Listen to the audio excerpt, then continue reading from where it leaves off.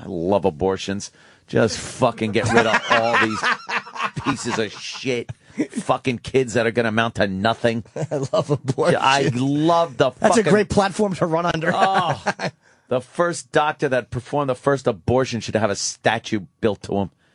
Man, with just the fucking goo in his hands. Fucking poor guy's got to figure out how to chisel marble into goop. Yeah. or no, you just have the guy, he's holding a little teeny baby Tootsie over a fucking a marble glad bag. And he's smiling, and the mother is frowning, and the father is doing a jumping jack in the air with his hands up. Yay! Perfect statue. Oh, who doesn't love a good abortion? Yeah. Oh man, 1,000 dumbbells stopped. Yes, worthless fucking 1,000 fucking just burdens. I do like shifting from pro-choice to just pro-abortion. Yes. Like, you don't have to... It's not pro-choice. Abortions for everyone. Pro-abortion. You know, I'm not pro-choice. I'm pro-abortion. And you know what? Pro-life people are also anti-abortion. Just say the word. Yeah. Nobody wants to say the word. They don't want it. It's a dirty word. They're all fucking cowards. We're pro-life. No, Who isn't? Anti-abortion. Yeah. I like life. I'm here. Yeah. Well, likes a little life, but boy, get those abortion. We're just chatting about abortions there, Mr. Burr. I'm pro-abortion. I love the fact that people can get them, they get them, and it's less fucking burdens walking around this planet that are going to cash $2,500 lottery tickets using my identification, and now I'm liable for the taxes on it. Cocksucking Philly cunts. Did you get mugged by a baby? No. No, but I'm sure that guy that was cashing that lottery ticket, if he was an aborted baby... Do you wish he had been aborted? I wish his mother, not even an abortion. I wish her fucking husband or baby daddy before he obviously left, kicked that mother in the stomach. And he fell out like so much fucking jello. So you almost said like so many nickels and dimes. Like so many nickels and dimes. Well, how about that fucking abortion doctor in Philly that was just doing the horrible ones? You know what I mean? Like he'd just, pinch a girl's nose and pull the kid out. It was horrendous. Hold your breath. Leave arms in the pussy. He was a terrible guy. Oh, yeah, you can't leave anything behind. Terrible. Got to get it all out. Yeah, some guy fucking used, and this is going back 2009. And it was all dealt with. I went to the police and had people look. I looked at the surveillance tape. They were asking me, do you know who this is? I'm like, no. He's just some fucking skill dirtbag Philly cocksucker using my ID. He had two. Wow, what the luckiest guy ever. He buys 2 lottery tickets, and they both win for $2,500. The max you're allowed to cash in every day in Philly, in Pennsylvania lottery.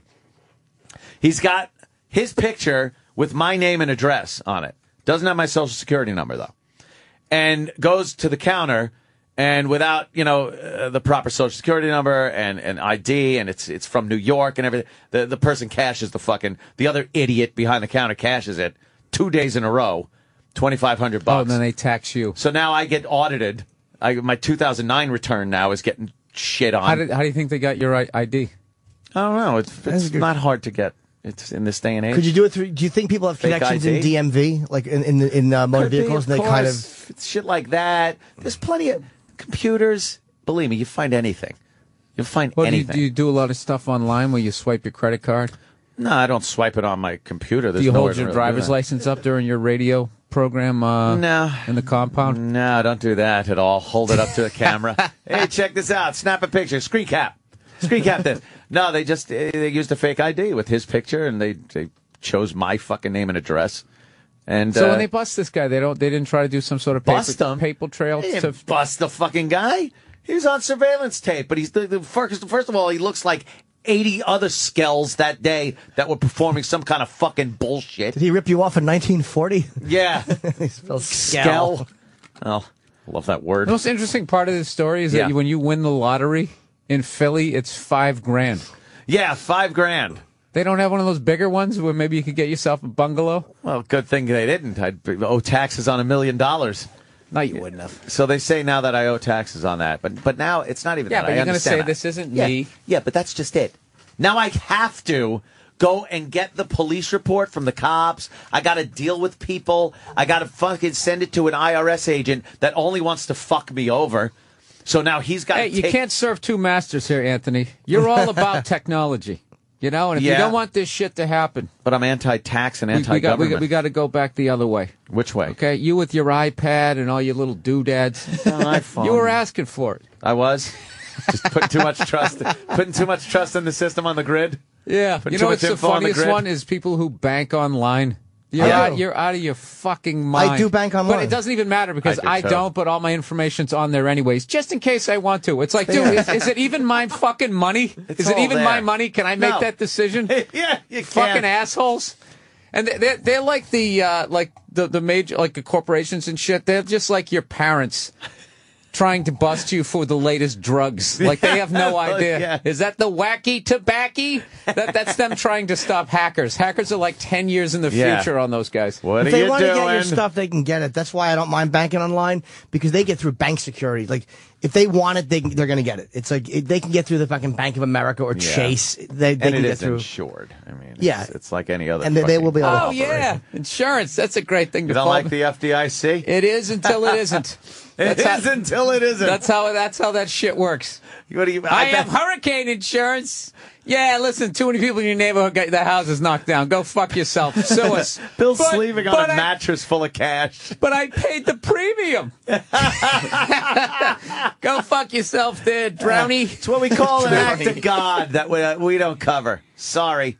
But I was paying the premiums. All of it's set. All of it's set. Thank you for that. Thank you for being a loyal customer for this many years. Hey, if you got frequent flyer miles, you got till Tuesday to use them. Yeah. But those were mine. Go fuck yourself. That's the biggest scam ever with the airlines. All of it. Yeah. Nothing is insured. You just hope it is. They just tell you, dude, the two biggest banks in two biggest buildings in every fucking city is going to be a bank and an insurance company. They don't get that way by giving you any fucking money. It's the dumbest shit. We all work our asses off, and at the end of the week, you're picturing you're giving it to a bank. You're giving it to other people. They're criminals. They're fucking counterfeiters. They fucking screwed up the entire economy, and they gave them the houses back to do it all over again. It's hilarious. And you give them your money. Yeah, hoping it's like that guy who fucked you over. Yeah, who just fucked you over. Okay. Yeah. And you're you clear everything up, and then next week, would you give him your driver's license? No. Yes. Well, that's basically, as far as my little intelligence on this, as far as I can tell, the same guy's got the houses right back again. Now, you guys better not do that again. There's no recourse for the people anymore. But you can get, dude, if you argue right, you can get what you want. When I went into the bank, and I was telling before you came in about a problem I had when I closed out my mortgage and they applied the wrong payment wrong, and I knew I wasn't going to get them another $1,000, and they fucking wanted $1,000 out of it. And because you're running off the plantation. But I went in and I sat there with the fucking bank manager, and we got the people on the phone and made them do the research. And if you are willing to sit there and fucking go back and forth with them, they'll usually. Because as much as they don't care about you or your fucking money, like government contractors, they also don't have enough invested to fuck you because the guy you're talking to is not the one making the profit. So how long did you have to sit there and beg them not to steal from you? I was. I want to hear this feel-good story. How many people did you have to talk to before they didn't try to turn you upside down? I'm not giving you shit. I'm talking about how you paid off the fucking mortgage. Yes. Upstanding citizen right here. Goddamn American flag flying right behind him. Yeah. Right? And then you still have to go in there and beg them not to steal another $1,000. Right. But it wasn't. Right. I tell you what it was. It was absolute incompetence because I had the bank manager on my side. Like this was done online. Not online on the phone.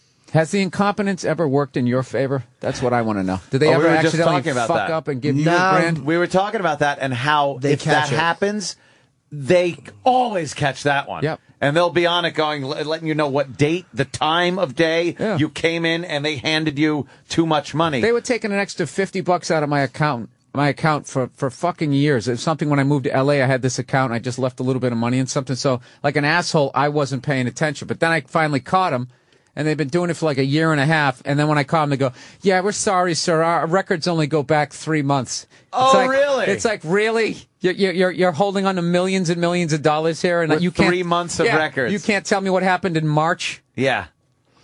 So then I had to go through all that bullshit, and They try to wear you down to where you just say fuck it. But you will get what you want. And I tell you, the fucking bank manager, he was actually, the location guy was great because he knew I was right. He goes, he talked to them and they did the fucking thing. She told me what they had done. They had applied it to escrow. I probably would have wound up getting it back anyway because they refund your escrow.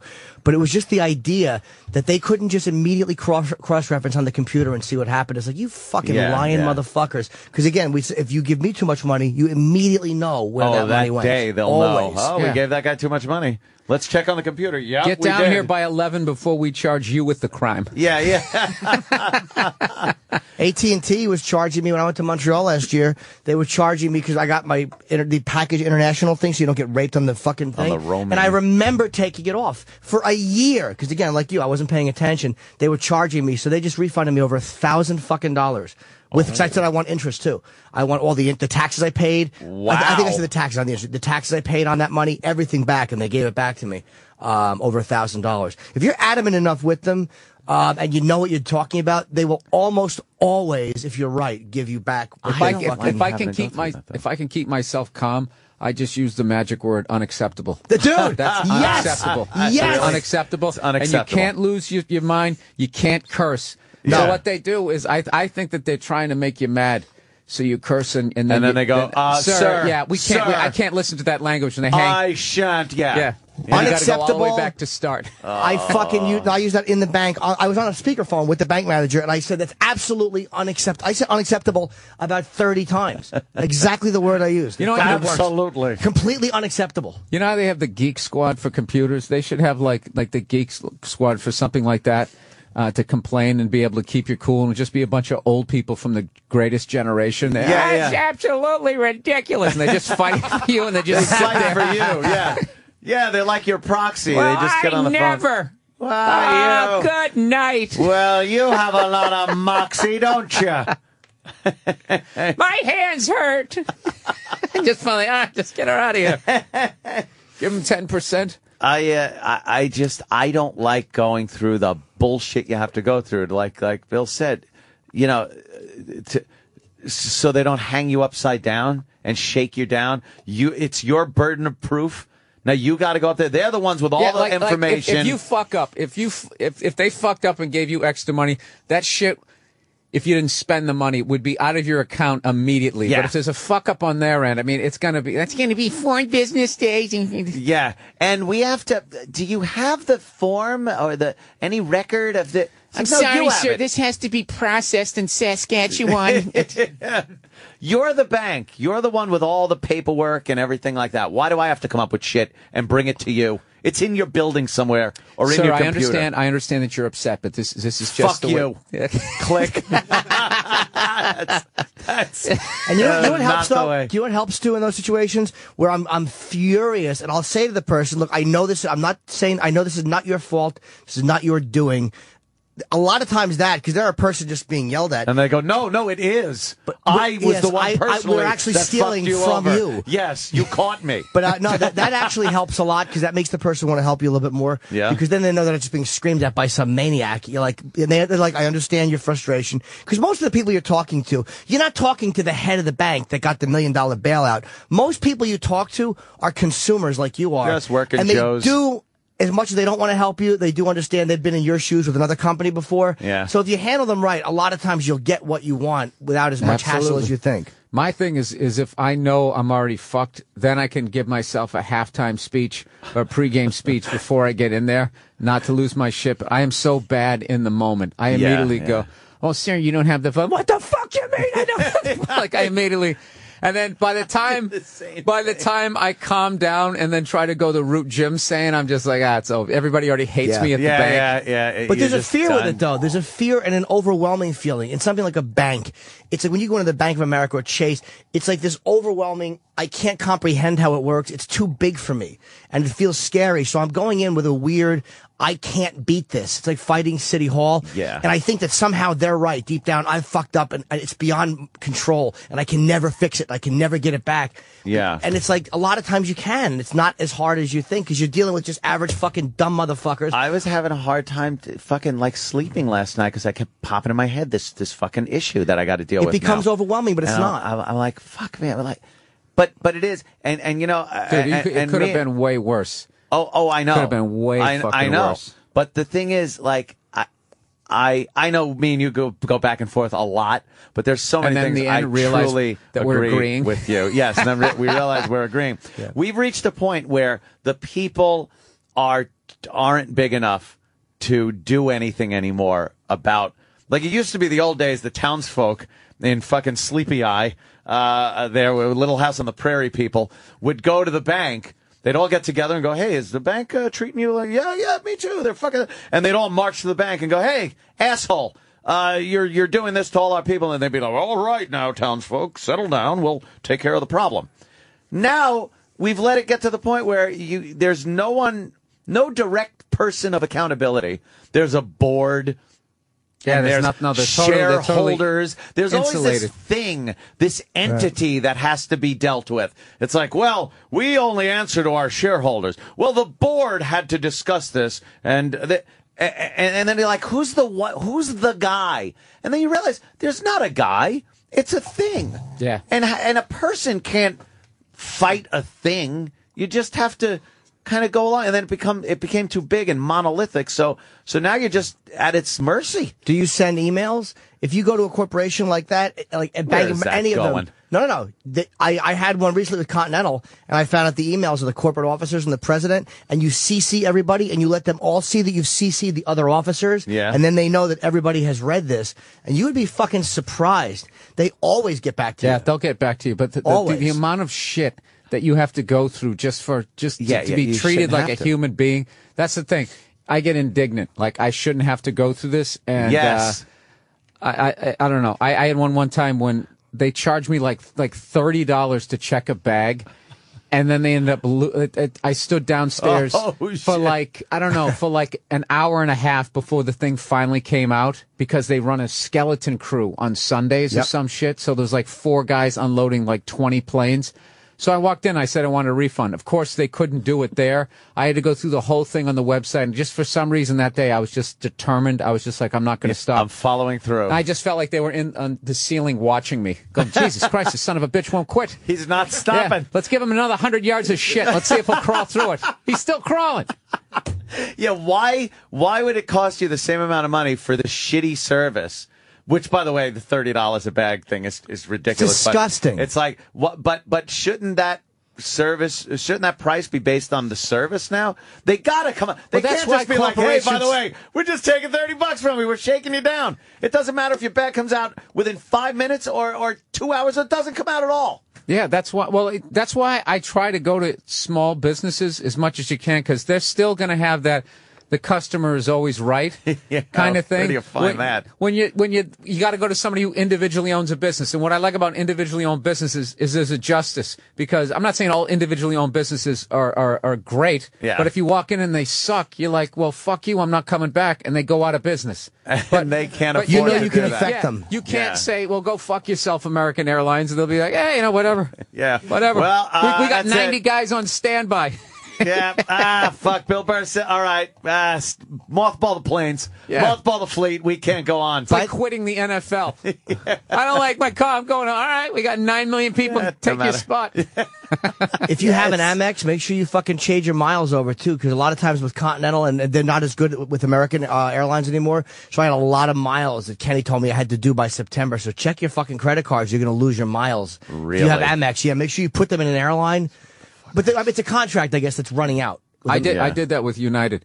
United, I'm flying them for years. They called me up out of nowhere. Said I had like a certain amount of days to use my miles. Oh yeah, United stinks for that, right? Yes. So I called them up, and I told them, I don't like being threatened. That's what I said. They said, what?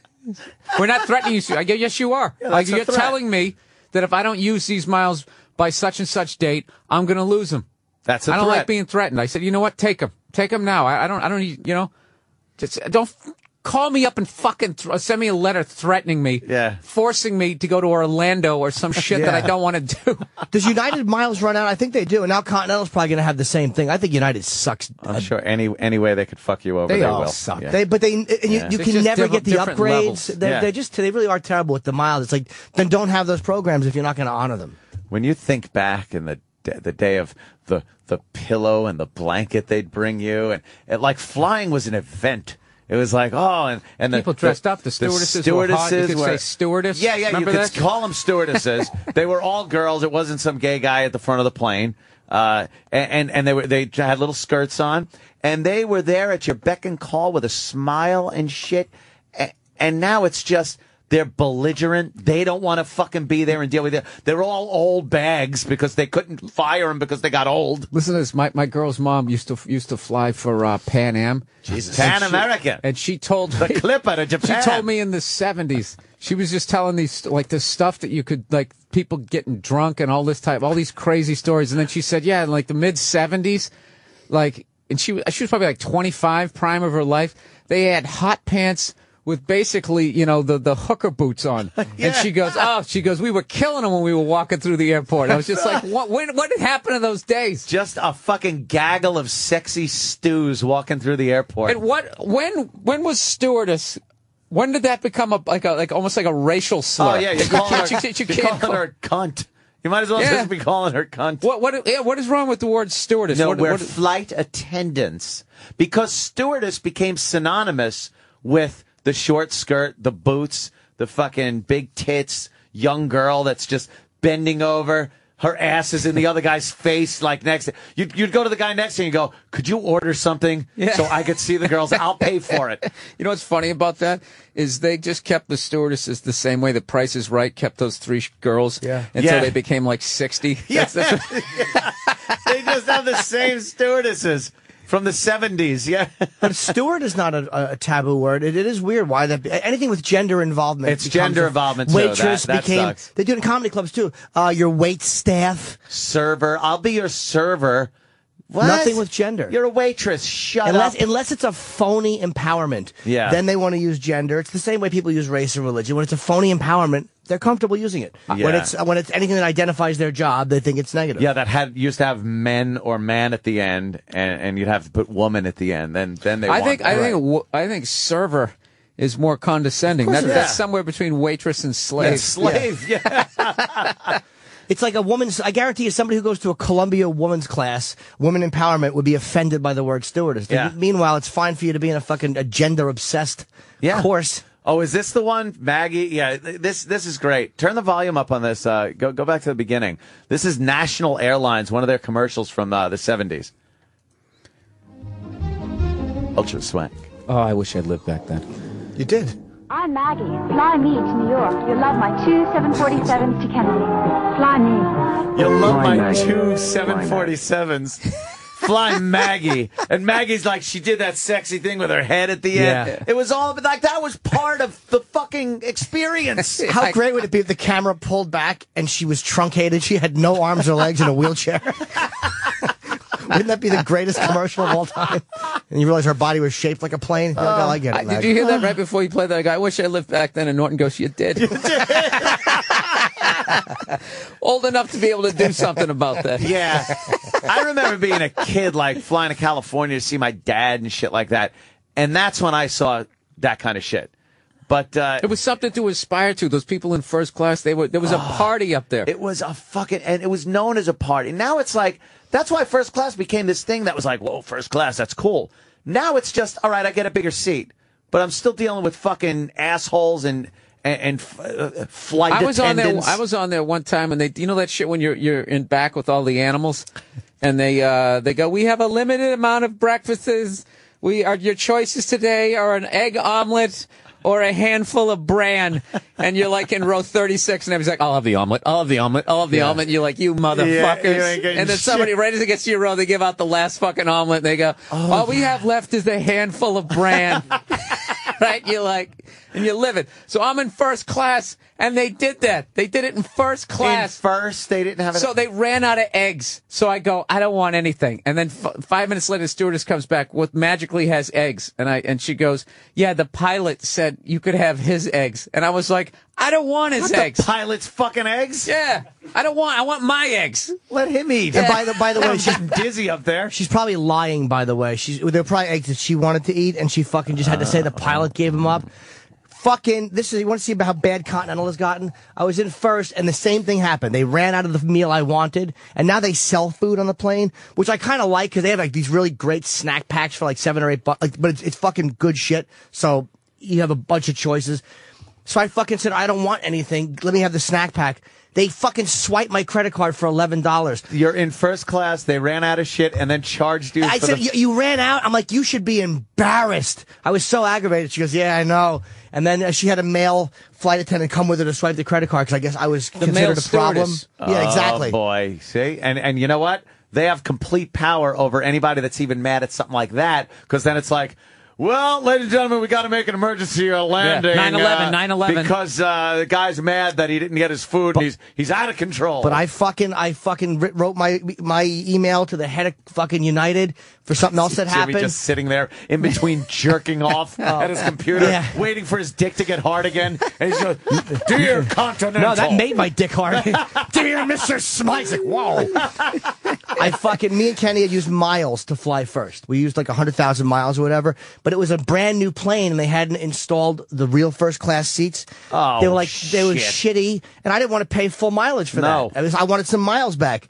So we went to this fucking old twat in Newark Airport, and she just was not helpful at all. And that's what, like Bill said, I was like, I'm fucking gonna crawl through this shit because I could not stand that cunt's attitude. Yeah. And I got back miles and an apology, and then the next time it happened with the fucking meal, I was giving it to for free, so they might have changed the policy. What I'm learning listening to Jim is you just have to be that guy who's not going away. Just never. Who's not going to curse, not going to lose his temper. But he will not go away. I am not going away. Yeah. And you have to be adamant, but without screaming. And human intuition, they a lot of times know you're right. And when I had that AT&T thing, I said to her, the woman on the phone, who was nice, I said, I didn't realize I had to check and make sure that the phone company wasn't stealing from me. Yeah. I feel like I'd been stolen from. When you start saying that to them without cursing, it gets a reaction. Yeah. He's good, man. He's got all that. That is good, What kind of way is that to run a company? Absolutely. I feel like I'm unacceptable. I'm being stolen from. But they're not. Yeah. The more you deal with them, What the more kind of shenanigans is this? Sorry. They're so used to being yelled at and screamed at, and people going, what the fuck? And people not being prepared. But if you're prepared and you speak to them that way, it doesn't always work, but it absolutely helps. And a lot of times they want to help you. It annoys me to do that.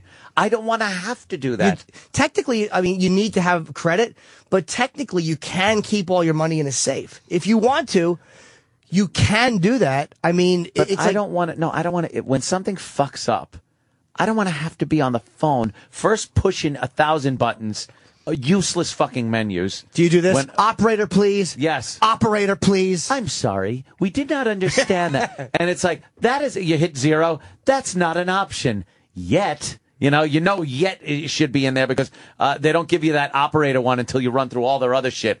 While you wait, let us tell you about. It's like, really? First of all, you could put me right through. It's not while I fucking wait. You're making me listen to a commercial now? Or they do the thing like, you're going to be your phone call will be answered in the order that it appeared. Yeah. Your wait time, or you can go right to online and have a deal dealt with right now. Your wait time is 43 minutes. Yes. While you wait, let us talk about some other shit. Yeah. You use the fucking take the option for the survey too. I find that I don't know if they know you do it. Maybe I'm just convincing myself it's gotten me better service. But a lot of times they'll say beforehand, if you would like to take a survey after it, I would always go, no. Yes. But then all of a sudden I'm realizing I don't know if the agent knows that or not. But if they do know it, they automatically know that you're taking a survey about their service. And the companies do look at that shit. Just the way this fucking company investigates every complaint. All those companies do too. I tell them, like, by the way, what's the menu prompt for the survey? Because I would like to take one after this is done. I want to start recording the phone calls too. Yeah, and tell this is being recorded for quality assurance. I'm also recording this phone call for quality assurance. Yeah, I'm having a backup. I bluffed that, Bill. It didn't help. I have bluffed that though. I'm recording as well. They don't give a fuck because they know they're being taped. I'll anyway. have your union card, Cramden. It's infuriating. You hear so many stories about it, and I think part of it is my own fear of being over. This does not wipe out, whatever the word is, their incompetence, their fucking thievery, them being despicable. But a part of he's it. got all the words. He does. He's good, man. No, but I mean, I'm not disagreeing with Bill because they are disgusting. And when you these fucking bankheads are the most hateable people. No, but alive. you just gave them 3 criticisms without dropping the F-bomb. Like that's like the triple Lindy for me. Yeah. I'd be like, they're incompetent, they're cunts. Like I can't even get beyond one. You get one and then just throw the fucking atom bomb at him. All right, tag it with the F word. This is fucking ridiculous. I feel like I get so condescending toward them too. Like they'll tell me something I don't want to hear, and I just start going, "Oh, really? So that's what you're going with here, right? Really?" Oh, I go totally conspiracy theory, and I'm just like, why are you part of the problem? I'll do that. The problem. Yeah, this is what you dreamed about when you were a kid. This is what you wanted to do. Just steal from people like this. Yeah, and then Jimmy looks at it like they have any sort of decision making. Well, that's what it is. Jimmy looks at it like they're not the people. They're just the working guys behind the scenes, doing that. They're not the scumbags. But I look at it like, that scene in Clerks when they're talking about the Death Star and the workers that had to fix it and they got blown up. It's like, well, they chose to work for that company. They have to take the consequences of me calling them fucking asshole, shithead, fuck you. Right, but the way Jimmy is looking at it, with that, you have to have empathy for the guy. And what's the sad thing is I totally realize that, and I still, I am so bad I go from if I'm on the phone and I discover that I'm being fucked with, there's no way I'm gonna be able to keep my cool. If I discover I'm being fucked with and I'm off the phone and I'll act like a fucking caged lion for like 20 minutes in my living room, just back my and dog's forth. over in the corner shaking like, is it me? Is he mad at me? What is going on? And then I calm down. Then I get on the phone and I have patience like, I don't know, maybe for 7 minutes. I do put it on speakerphone. It helps a little bit. Like I have my fucking landline. And holding the phone to your ear when it starts to get hot and you want to bite your fingers off. It's sweating. Your battery power's down to nothing. Take it out, or your call gets dropped. Put on a fucking landline and put on the speakerphone. I'm on my computer, and you can barely hear their shit music when they come back. It's almost like I'm just doing my day while it happens. And believe me, I fucking hate them. And I don't have as much empathy as it is. I know that they're my only link. Like right now, I can't get the fucking the director of the board on the phone. Yeah. He's not coming to the phone. No, so this is who I have. This is my way in. They can get me to a supervisor. They can eventually help me. And back at that fucking Bank of America, I had the bank president in there with me trying to help me. And he was genuine and sincere. Probably the janitor. They're like, dude, you got to play the president again. Get out there. We got some fucking guy. I even said that to him. I'm like, I can't believe that you're the bank president and you mop and do the windows. He's like, see, I'm el presidente. But just him talking to them on the phone, too, and he was getting nowhere. But when you start saying stuff like that, that's unacceptable, and you just start being adamant, and I even said to them, I'm not paying $1,000. You're going to pay it. You're eating this. I'm not paying for your incompetence. It's not happening. When you say, that's I good, should get right? an award. When you say it's not happening, I'm not paying for your incompetence. And I did Can say I that. steal that? Absolutely. Who thinks like that? Who can say that without dropping an F-bomb? No. Because I'm I not knew fucking paying for your goddamn fucking incompetence, you cunts. Yes. I said what he said. It was just on steroids. He's getting the money. You're getting a click. But I knew I was right. And because they said this was enraging, and this is why I was grateful the bank manager was cool. Because I had gone in, and there was a bank employee that sat there with me. They call on a speakerphone, and I got my final mortgage payment, and I paid it. 3 months later, no. So I go back in, and the woman on the phone tells me and the bank manager who I'm in with, says, well, there's no record of your mortgage being closed out. And then I started to go into, thank God the employee walked in and recognized me. He goes, oh, yeah, I helped you last time. I'm like, would you like me to bring the guy in and he can tell you on speakerphone? Don't expect me because your records are not kept properly. And you have to tell them. If you missed a mortgage payment, oh, my second you missed it, that would be through all the system. Your credit would be fucked and all that type of thing. Fucking there, 100%. But you just have to be adamant, and again, don't curse, even though I want to. How about something going on for years when, and I've told this story before, but quickly, I'll tell it again. Take your time, sweetie. I turned in my vehicle after a 3-year lease. Payments made every month, automatically, on time. Sure. Send them a little right mint up for their to the pillow. fucking, whatever. Right up to the end of my lease. I go to a dealership. I turn in my old vehicle. I lease a new vehicle. There we There you go. go. Dunsky. I get a notice like 3 months later that my loan is in default. They're repossessing my vehicle, but it was the vehicle I turned in. I'm like, what the fuck? So now I'm trying to. Just I'm trying to picturing get on you in this. your silk pajamas reading that. You gotta My be word, you gotta be shitting me. Stocking cap. You motherfucker. Yeah. It turns out the dealership I gave my old vehicle to and got the new vehicle from parked it in their storage lot and never got it back to the manufacturer or the deal, wherever the fuck they send your done lease.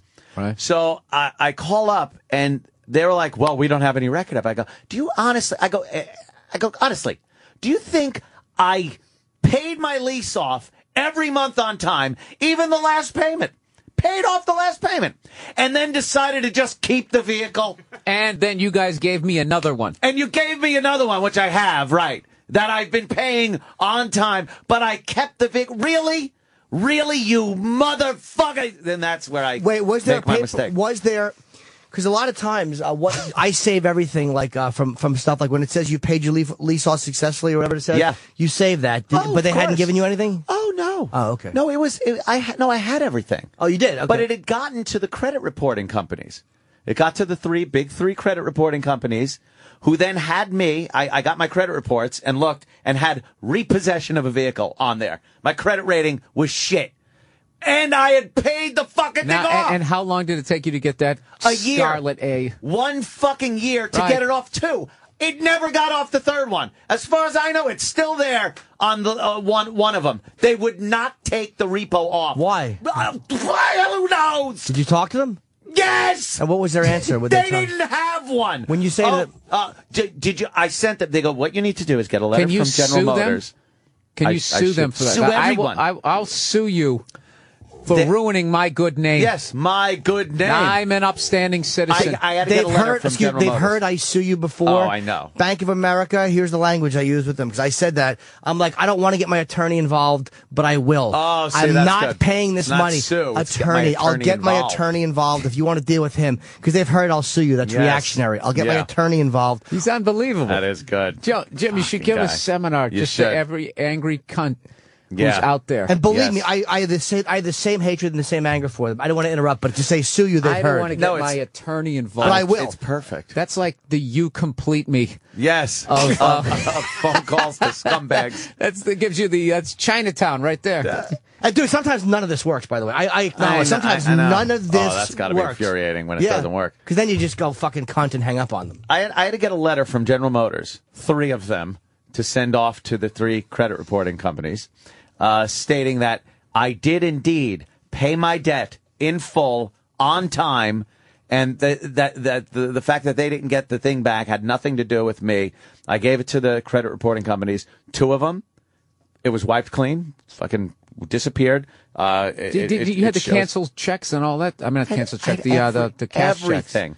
And the one credit reporting company, they just never took it off. I sent them the letter. I sent them everything. And they said, oh, we got that. I go, it's not off. Okay, well, yeah, we're going to work on it. It was always they're going to work on it. They're going to do How that. long did you stick with them? A year. Do you get names? kept calling. 1 fucking year. And you get finally names? said, fuck it. I finally said, fuck it. Do you Yes. get names of who you talk to? Every time you gotta call. get names. He's right. First thing gotta you get part of do. this Jim Norton seminar. Dude, first thing Get you names. do. I write down, to whom am I speaking to, please? They understand why. So-and-so. I write down the name and the time. It sounds crazy, but the next person you talk to, because you will have to call again. Look, I spoke to Bill Tetley at 5:50 p.m. Why has this not been handled? This is who I spoke to. And when you get a list of names, you still have to make the calls, but it helps a lot because they know that you're legitimate and they know you're prepared. Yeah. But when you're just screaming anonymously into a Oh, fan, it I feels love like screaming get their anonymously, though. fucking names. Yeah. Always that's get how their I names. screwed up with my cable company. Yeah. They had my internet just craps out on me like every 3 days. And Get Fios, Bill. I always gotta sit there and reset the thing and I just would always deal with it like it doesn't work in my bedroom. My wireless doesn't work in there, and great, I'm just not a guy who fucking is. I'm out traveling. I don't have fucking time. Yeah. So I call when it gets absolutely ridiculous. I will call. So finally, like, for the 6th time that year, I have to call up, and I'm flipping. I've called like 6 times. Well, who did you talk to? We don't have any record of it. I go, do you think I'm just, like, making this up? Yeah, I'm lying. You're I'm right. not trying you to caught get, me. Yeah, I'm not trying to get any money out of you guys. I just want this thing fixed and blah, blah, blah, blah, blah. And they go, sir, we keep impeccable records here. And I go, what is what? You just say you keep impeccable records, so therefore you do? I also keep impeccable records. Right up here in my brain. They didn't want to hear that. Yeah. Who did you talk with, sir? I don't know. Well, I can't help you. So you're saying because I didn't get the person's name, now you're telling me that the phone call didn't happen. So you're basically saying that I'm lying to you. Yeah, they're calling you a liar. Keep the bill in front of you, and if it's a bill, you write down on the problem bill who you spoke to, and it's almost like you feel like you're getting something done when you do that. Do you have a rosary, No, too? he's crazy. Do you eat No. those candies with, like, the jelly in them? Do you have, like, the patience of an 85-year-old woman? But I'm not He's patient. sucking on a Werther's Dude. while he's waiting. Dude, I blew a fucking 3-point lead in chess and fucking Friends with Chess, and I bit my fucking arm so bad I almost had to go to the hospital. I don't have patience, but you feel like you're accomplishing something. Yeah. It's almost like it's a tangible thing. Like, it's not as frustrating. Jim's in his house coat with a girdle. Big fuzzy slippers. I'd like to talk to the man in charge. And you know what? You say you feel like you're accomplishing something. When you think about it too much, though, you realize what you've accomplished is getting back to square one. You're where you were supposed to be in the first fucking place. Sometimes you didn't accomplish anything. You just got back what the fuck you were fucked out of. But I've almost always part of the problem is we get so like as much as technology is a pain in the ass, it spoils you, and I forget to check. Like Bill said, I don't always check. It's like part of it is my responsibility. Because years ago you went over a checkbook. You went over. My mother would go over it meticulously and subtract and do everything, and she knew exactly what we had in the Balance bank. the checkbook. You don't do that anymore. No. So if I did that every month, if I went over my checks, which the bank gives me a thing to go over my checks, if I did that system, but with the technology, I've gotten lazy. So part of it is I don't check my own shit either. Yeah. How hard was it to get caught fucking around with your taxes back in the day when everybody had a ledger? The ledger. Yeah. Now they can ledger. just break into your computer and see exactly what you're doing. But back then, you're like dusting. 2 sets of books. Do you know? You got 2 of them. Yeah, I'll take one off of there. Yeah, and the only thing you had to do, the other one was like in a different closet down the hall. Yeah, like same house. Yeah, same how are room. they gonna find it? You really want to dig through my entire house for my other ledger? Well, I guess he's on the up and up. Do you know in Facebook this big lawsuit that's going on? It's like a $50 billion lawsuit or $25 billion. They're going over the computers of the one guy and they're doing forensics on the computers because it's $25 billion at stake. And they said they found on one of the guy's computers a contract, like that had been deleted, encrypted, that was signed a certain way, and they think that they might have got. It's amazing what they can do when they want, because they know they're using every bit of technology in a $25 billion fucking I'm going to case. sound a little like Bill here. You know that the computer companies, with that delete and shit like that, they know it's not deleting anything. Even the programs that you buy that supposedly wipe clean the programs and files. Yeah, if why they can't wanna you do get that? to it- Why does everything get stayed? They always stuck find on your it. hard drive. Yeah, it's like nothing. It's whatever you did, it's there. It's there. Pieces of it are there. Enough to put together the puzzle, But like those shenanigans, like they're not in cahoots. Yeah. This guy just shooting a fucking AK-47 up the side of a guy's Toyota great. Prius. Oh, I actually have that. It's an MP5. Oh, look at him. Oh, I got that pistol. God damn. Crazy bastards. Look at this. This is These are the guys that are taking over. Yep. May we won. Let's shoot in the Sharia air. law, good. Yeah, yay. That's Life what in I would be Libya. doing. I'd be having a great time. And you just know we got 3 days. 3 days R&R 3 days before of this partying. before the tribes come in. This is all going to go. He's wearing a Yankee hat. That's funny. Ah, boy. Everybody looks like Vladi Divac. And I love their weapons. The guy had a pipe, what amounted to a pipe, in the back of a Toyota that explosives would fly out of. Hey, why not? It's hardcore. But seems like they're winning. Hey, if you guys- yes, we do have reads. Want a break? Let's Okay. take a break or I something. gotta pee. Yeah. What was that, Bill? There's a YouTube video. I don't know if you guys have seen it. Somebody sent it to me. I saw that they already showed it on Tosh.0, so I didn't talk about it on the podcast. But have you seen that the pervert game show host? Oh, with the kids? Kids, The little yeah. kid. Did you guys see that behind the times? Kissing them.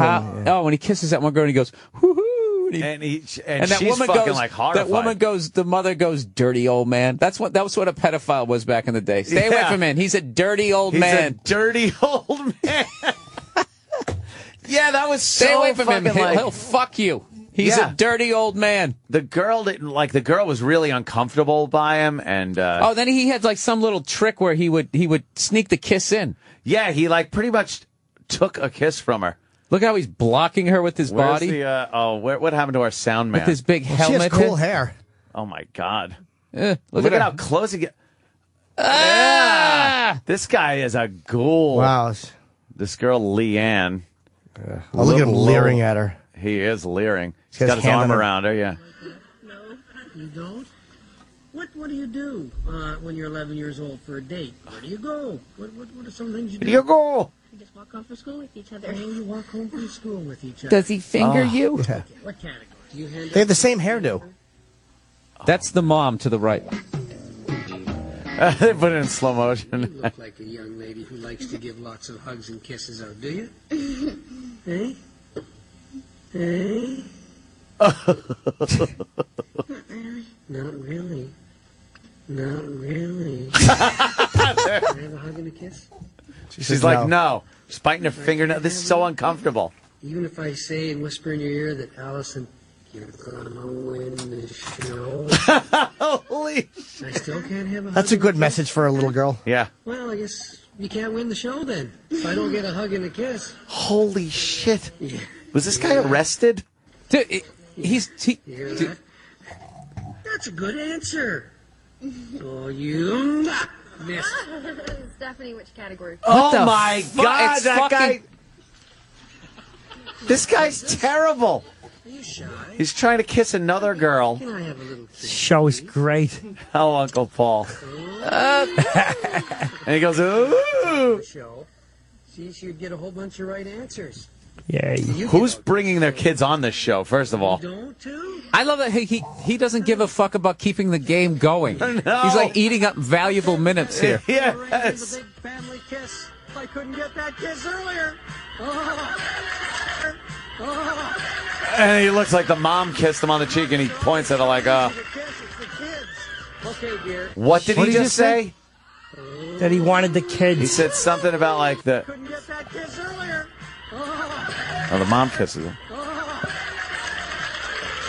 The mothers are always so easy to kiss. It's the kids. Okay, dear. Holy shit! What's the history of this guy? I think he's Canadian. Is he? I don't hear that. Perv. They just stamp perv on It's not his even head. it just said ped.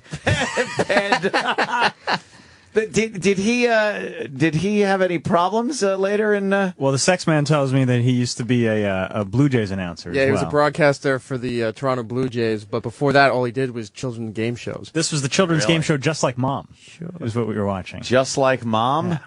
Yeah. You know what you got to do? You tap them on the back, and when they look at you, you stick your tongue in their mouth. Jesus, Uncle Paul.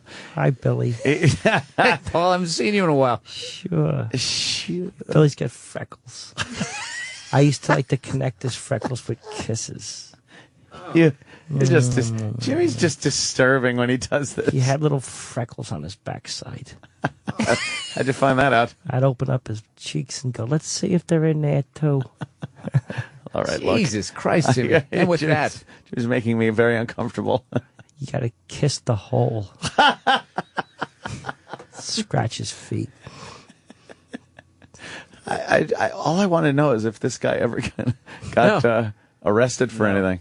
no, the fact that guy was like, He you was see, hiding in plain sight. yeah, and he has like 9 different sport coats on there, so that thing went at least 9 episodes. Yeah. the fact that he's just sitting there. What if I say you'll win the game? Yeah. I mean, that's like game he if I get a basically was kiss. saying, what if I give you some candy? Yeah, he's bribing. Yeah. A total of 595 episodes were filmed Wow, man. over 5 years. So Holy shit. The moms are easy. It's the kids It's that the are. kids that are tough, you know? And the face he made when that mom kissed him, like, ugh. Yeah. Ugh. Old lady Old Brett. bat. Always smell like dentures. I like when the breath smells like lollies. Cotton candy, yeah. Right there, Uncle Paul. Fergie Ulver. Who's that? That's the name of the guy. He has a Creepy very name, short too. Wikipedia page for doing that for 595 episodes. Likes baseball, fucks kids. End of page.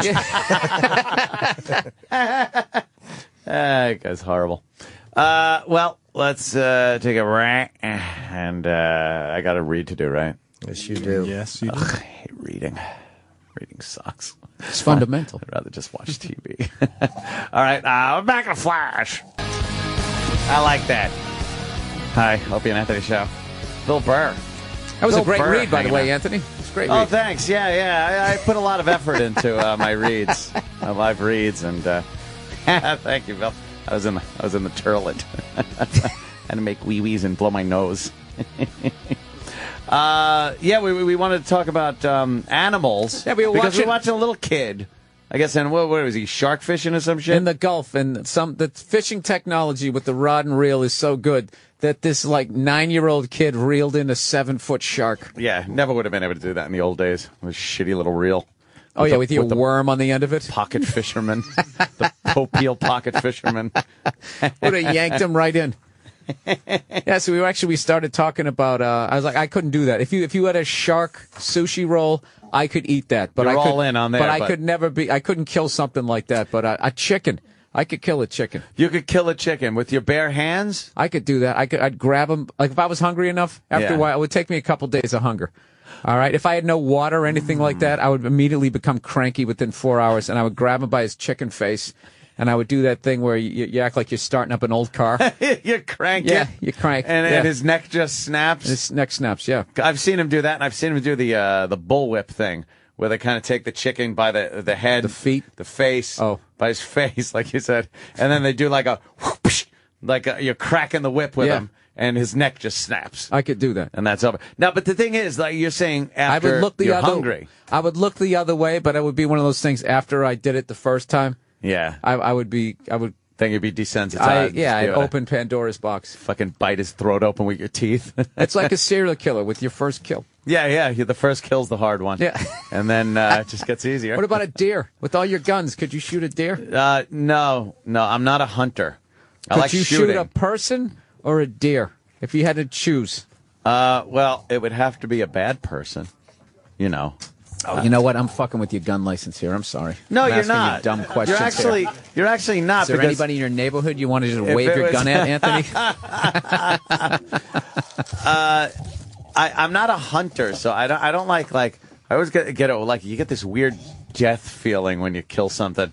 Like some people love it and they're like, yeah, I got a big deer. I'm all fine with that. I'm not anti-hunting. Go ahead, hunt your balls off, have fun. But I don't know. Even when I was a kid, and I would hunt like rabbit. You could shoot a rabbit and then you're skinning it and you kind of something died. Yeah, you just have some death, some looming death feel over you. Yeah. Yeah. And you have all these cereal in the cupboard. Yeah. It's like, I could have eaten like a fucking burger. I'll tell you what, the ones Something. I love watching those redneck things where they shoot those wild boars. Oh, yeah. Dude, they're gigantic. I know. I want to run through this building doing that. Dude, this one takes like fucking 9 shots. It just keeps getting hit going, and just keeps going. I like how the hunters a lot of times will say, though, too, like, hey, that thing will come at you. They're fucking nasty. You got to watch the... It's like, really? If you weren't there... You weren't shooting at But it. it wasn't going to come at you. But again, I could give a shit. You know, I don't mind people hunting. That's, it's got to be fun if you don't mind killing things. How much fun is that? Something's moving around and you got to shoot it. I That's hate fucking it. hard. It's going to be great to do if you didn't mind. It all killing sounds great shit. till I watch them do it.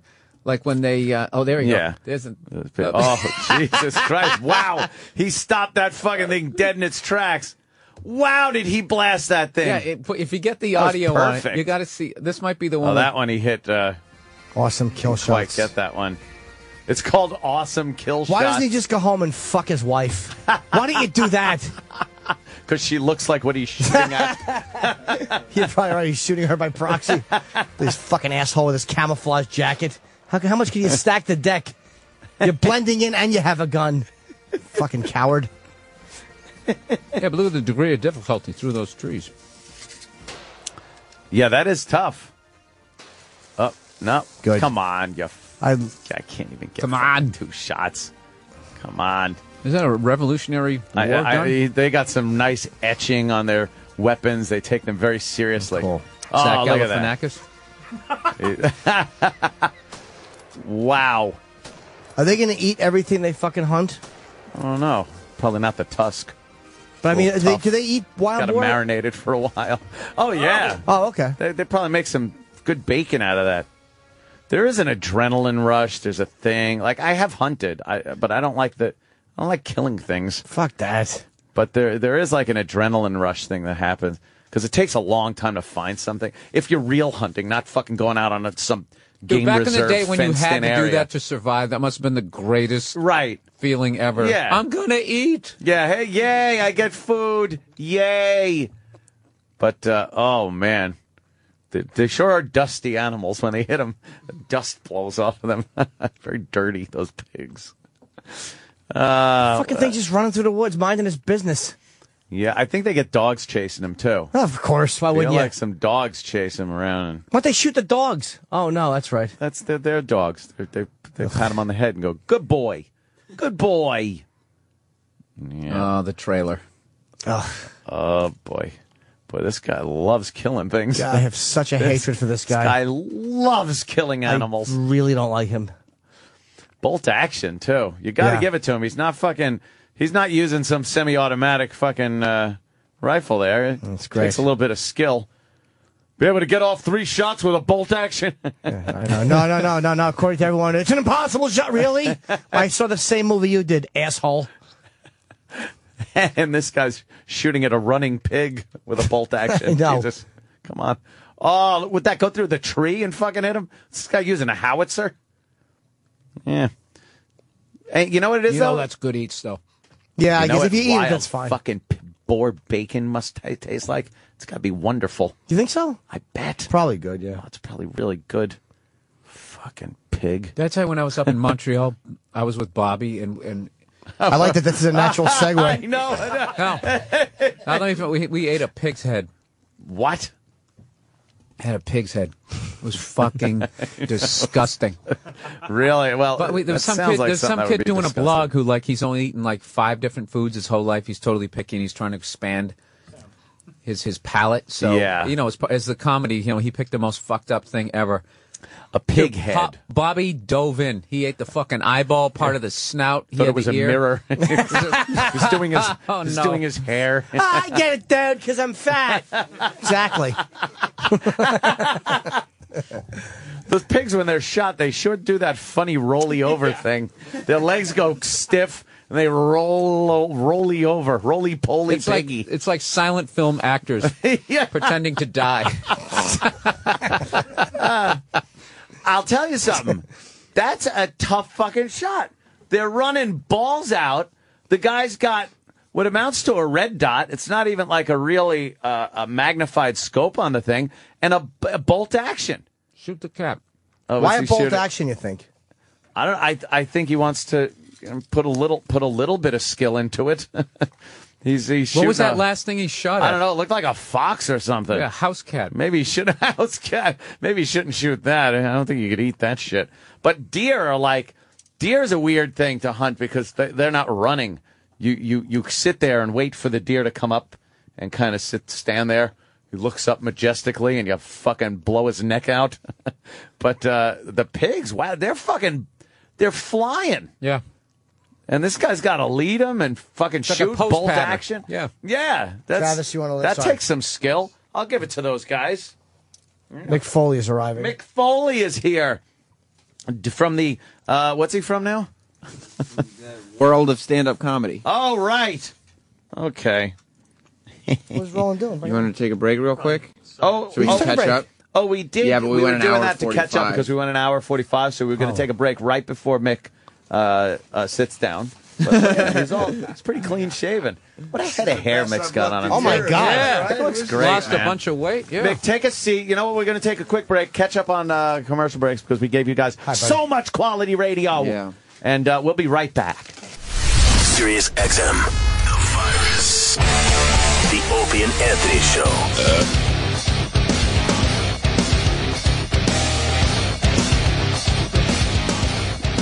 Ah, yes. We're back and joined by Mick Foley. Hello. My God. Been too long.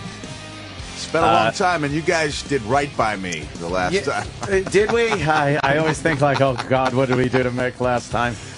Ginger Lynn had an orgasm on my knee. That's right. Yeah. I was going to say last time I saw Mick, I remember that. That was a good one. Yeah. Oh, good. And here's the bizarre thing. I went right from here to going to OutQ Radio and taping this very sensitive promo for an anti-bullying campaign. The gay channel. Exactly. They'd been influenced. I had to talk with them a couple weeks earlier, and they asked me if I minded if they used our conversation like as the building block for this anti-bullying campaign. So I went right from Ginger Lynn having the orgasm on my knee to doing the sensitive anti-bullying campaign. And it wasn't until I left the building that I asked myself, was that wrong? Was I wrong there? No, because you didn't bully her into having an orgasm on your knee. No. So, Yeah, she loved it. And it was my suggestion. And in my defense, she was looking a little uncomfortable, and you guys were suggesting different objects that she might. That always happened. Insert. Yeah, I remember that. Yeah. And so I felt like I was the cavalry riding to the rescue with that suggestion. You were. That wasn't a near bullying. You saved her. Do you know how many guys would have offered up their knee in that situation? Yes. Or chin. You're a hero. You're a hero. My wife thought it was a good decision. Yeah. She liked it. And, because you were a little worried about that. How'd that work out when you got home? You know what? I have an iron-classed defense. What happened? Or was it ironclad? Ironclad defense. I just say, I've had head injuries. That's true. We've seen them. They're on video. You could watch him receiving head injuries. So I busted my butt for 23 years to put a roof over these kids' heads, to put food on their table. Wow, that's good. He's got a great excuse. He just has that match with The Undertaker on the loop. That's when he goes all through you the need. top. Flying to the top of that cage. And then he just walks away going, for you. One of the I best did it for ones. you. What was the date there, Sam? What was the date? I know it was Hell in a Cell. It was June 1999. That's good. Bandwagon fan. 98. 98. Third week of June. Okay. June 90. Happened I'll to be the still give it to you. same day in June that Superfly Snuka came off the cage against Bob Backlund. Okay. It's one of those great wrestling moments. What year is that? That was 82. Yep. Okay. I love Superfly when he was in here doing the promo for us. Hey, can I tell you a quick Superfly story? And I'm going to substitute one verb for another one. I mean, it's the effed up. So if someone wants to, are we allowed to say that? Yeah, that word? Yeah, of we course. prefer it. All right, okay. I'm gonna go to Sam. Sam, you drop the F-bomb for me? Fuck? Yeah. Okay, yeah. And so I would say messed, and then you throw in the other one, okay? Okay. When Superfly, this is coming from The Rock, who does an amazing Superfly impression. Does he? He said that I when love Superfly was let go by WWE at the peak of his popularity, giving you some indication of how messed up he may have been, he would actually show up and be in the main event, and he'd look outside the window and say to his driver, "Not tonight, brother." Look at the building. Lines going around the block and take off as he wasn't in the mood to wrestle. So Not tonight, brother. he went to AWA, the American Wrestling Association, and Vern Gagne was having a conversation with his son Greg, who said, Dad, I don't know, the guy's kind of messed up. Fucked up. Right, guy's kind of fucked. Yeah. And the Superfly heard that. He goes, "You think the Superfly is fucked up? You think the Superfly is fucked up?" And then the Superfly went into a toilet stall where you heard the sound of like a hand chopping, followed by loud inhaling. And then he came out and his eyes were all ablaze. He goes, "Now the Superfly is fucked up." There you go. Would he really say "not tonight, brother"? Not tonight, The Rock knew him pretty well. "Not tonight, brother." That's fantastic. That Superfly was fucked up. He was. Yeah. That would explain, though, why when he came back to WWE, he wasn't exactly a main eventer anymore. Yeah. I just saw him. I saw him at the Gathering of the Juggalos. He was, I think he's 69. I was at. Is he 69 years old? Wow. 69 years old. Yeah. How's he look? It's gonna be rough. You know, he looks better than I do. Like, he's Come on. got that look of Well, a you really guy set the who's bar ripped. high. You actually, when he came in, we were commenting how nice and clean cut you look Yeah. and everything. Your hair looks really nice and well kempt. You're shaved all nicely. What's going on? Celebrity wife swap. What? Celebrity wife swap. I was like, I don't know, you know, I might put my my marriage under a lot of strain, but I'll do it for a free haircut. So what was the haircut thing? Did the other wife The tell other wife, you to do it? her rules. She suggested I do a makeover, and She was like a Bob Seger fan.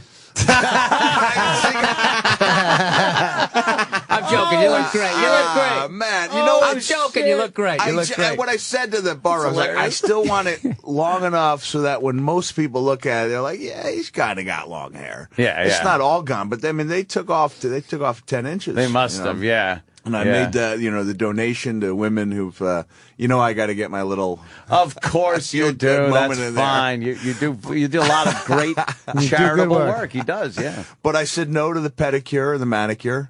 I went for they got me a set of front teeth. And then when I came home, even my kids were like, "Dad, I have no respect for you now." Oh, you know? shit. And the story on the front teeth is I used to wear them in 1990, and then I met my wife. And she's like, "Why do you wear those things?" I said, "I don't know. You know, it's like a stereotype, the wrestler with the missing teeth."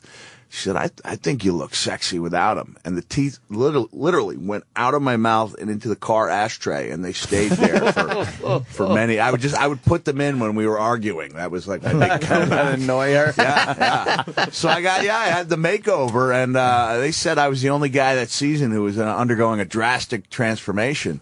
And if you guys remember, the beard was gray. Beard was graying, and I thought, I can't dye my beard. Like, that's...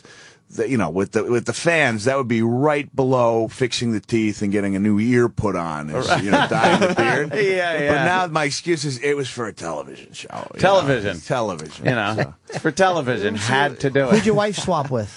I don't think I'm at liberty to. Let's say. I don't think I'm supposed to even be saying that I'm on the show. Well, it's kind of cool that you did say that, but hey, you know what? It's only going to do good for the show. The producers are like, Yeah. I'm not saying you should talk about it. Officially, we can't say that. But Right. if you happen to mention it, it puts pressure on ABC to actually air the episode. See? But they wanted opposites. So I mean, she went with an unbelievably good-looking guy. Former Calvin Klein model with the abs, and Jesus. And it just so happened that when the new wife came in, our little puppy Randall had the runs, and my agreement with my wife was, all right, you can get the dog, but I'm not cleaning up poop. And so she came at a good time when there was dog poop literally everywhere. Now let me ask you a question. With a show like that, how much time do you actually, or do the people spend with each other's wives? It's like 5 days. They claim it's a week, but where do you sleep? She sleeps. I can't tell you for sure where my wife sleeps. But our woman had the spare bedroom. They don't sleep together? No. What's a wife swap then? That stinks. It's a learning experience, man. It's the other parts in order of the marriage. to accurately depict life with me, she slept in a different bedroom. Oh, I like that. Jim started. The woman was great. She was a sweetheart. I was afraid when I heard she was really conservative, there was going to be like a Fox News anchor, and that I was going to really butt heads with her. Yeah. I mean, she just, she believed in keeping the house, run finely tuned, and we're a little more freewheeling in the Foley house. She kind of grabbed whatever bed is available, and since I'm up until 4 or 5 in the morning, she would come in and she would see me sprawled out in a kid's bunk bed, and even though my wife was gone, the little kids, they fall asleep, they go to sleep, and they hang out with their older daughter, and some people find it appalling, I find it kind of endearing. I like that Jim thought that this ABC show was just a show about guys banging each other's wives. Swingers. I knew that you didn't, but I'm like, why would you sleep in separate? If you're going to do it, like, make them sleep together and fight the temptation. Apparently I make noises when I sleep. I think there could be a problem too with husbands killing the other guy, and then they wouldn't sign up for it if they're going to kill But the I'm other telling you, guy. there is a future. There is a celebrity swinger show waiting to happen. Yeah. Right? Yeah. There is. I'm not. Celebrity I won't be part of it. You got to go non-celebrity. Yeah. That's what you have to do. You First, got to regular. go. Okay, let's put it together. Let's do the pitch here. You get some couples who are just unhappy in their marriages. Mm-hmm. You get them to switch, but they're not allowed to bang. You got to be something. There's got to be some sort of immunity in there, isn't there? Yeah, there's always I don't know got how to be to some do kind it. of immunity. I don't know how to do it. Give up on the Stick them on an island. Stick them on. I thought you guys were all going to jump in. You all just that felt like a real TV pitch to me. Where you guys were all the executives just going, I don't see it. And we're like, yeah. Can I walk out of the room now with what's left of my dignity? Have you ever had a bad pitch? I've had a couple that were. Oh God, that's awful. I actually know the signs.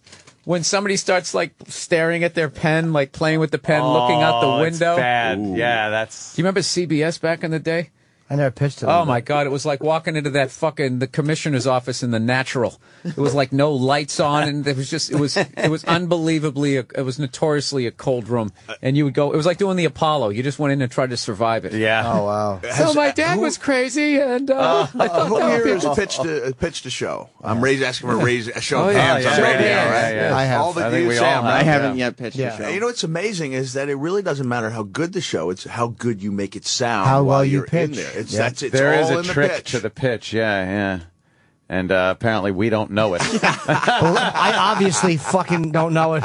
It's about me. The guy that you've never been interested in, now you should be. This show is like me meets me. Yeah. Yes. Wow, that sounds fascinating. Yeah, there's a I always try to make it like too different. And just there's a neighbor, he's a rapist, but you don't understand he's different now. It's not Yeah. like. But he's not good at it. He never quite gets to You do can't it. close the deal. Yeah. See, I know the standards. But he's likable too because he goes to hit them with a brick and he just can't do it and he lets them go. I always fucking foul up the pitch. How's stand up, by the way? Are you liking it? You know what? I am. I just I tagged along with Judah Friedlander last night and did my first multi-club hopping deal. You guys should be on the Handsome tour together. Judah's a pisser. He's man. great. Judah's great, and every club he goes, you want to go on? You want to go on first? You want to go on after me? And I'm like, I'm not. It's like in wrestling. I'm not following Judah Friedlander. Tonight I'm doing my own show at the Brokerage, largely so I can get some quality videotape because I find I relate everything to wrestling. Yeah, and if it's like I talk about those AWA guys. For the casual fan who would tune in and watch their horribly produced show, they just automatically surmise that everybody on the show sucked too. Right. And it's really the video quality. And so I've been, tweeting out these couple of handheld things. Because my big challenge was people say, really, even you guys, I would come in and from time to time be fairly entertaining here. And then you guys, really, comedy? I don't see that. Comedy, no. So, The thing is, people. That's when you're making a mistake. All right. The voice goes up. No, that's a great idea. Does it make you happy? Well, that's good. The people have come on the show and been very funny, but couldn't possibly do stand up. That's why I think because it's there's a whole different thing between just being funny and getting up on stage with a microphone and making people fucking laugh. Right. That's hard. And it's funny, when I used to talk to colleges, you could tell stories that were humorous, and if people laughed, it was like the icing on the cake. That's extra. Yeah, you're just telling a story. It's a lot of pressure, especially, Judas went and saw me one time where I came out of I was at a thing, benefit show for the troops. I didn't know if I was doing a set, and this is at the Broadway where they have 15 comics on, and they were all talking about masturbating, and that was going to be my set. Oh, and shit. so I'm sitting there in the front row okay, what do I do if I'm called on? I can't talk about masturbating anymore. And so I went up there, here's a showcase where guys have been on TV and had, actually performed around the country. And I go up there and wing a set after coming out of the front row, and it was not, pretty. At one point I actually said, look, if I was in a pool, I would ask for a life preserver because I'm just You're done drowning here. here. And so after that point, I really started writing ideas down. In wrestling, you go out there, you have a couple ideas, at least that's the way I did it, and boom, you put it out there, and hopefully it's good, hopefully it's impactful, but then you never touch it again. Whereas in comedy, what I'm seeing is if you have something, you go out there, you try it out, you figure out how you can make it better, whittle down the bad stuff, keep the interesting stuff. So it's I mean, I don't mean to get all corny about respecting the craft and all that. It's true, though. But you're asking the right question. You're sitting there going, all right, I can't do that. Because those guys have done that. And then when you started bombing, you did the best thing. You addressed it. Addressed the the bomb, worst yes. is to just keep plowing through as people are just going like, oh, my God, does he know? This is horrible. You got to acknowledge it. That's if you have a polite crowd. If they're a mean crowd, they'll just start laughing at you. And I know because I did the virus and I thought I'd put in my own 5 minutes of stand-up. It was the most uncomfortable feeling in the world. It's so fucking hard. I don't know how... Like, just to have the balls to get up there and do it is amazing to me. But I was used to people automatically liking me and Right, cutting me that right. slack. And sometimes I go out there in front of 15,000 people and bomb on purpose just so I can get a rise out of, like, Jericho in the back. He'd be like, you actually did it. Look at you. You bombed. It was hilarious. Yeah.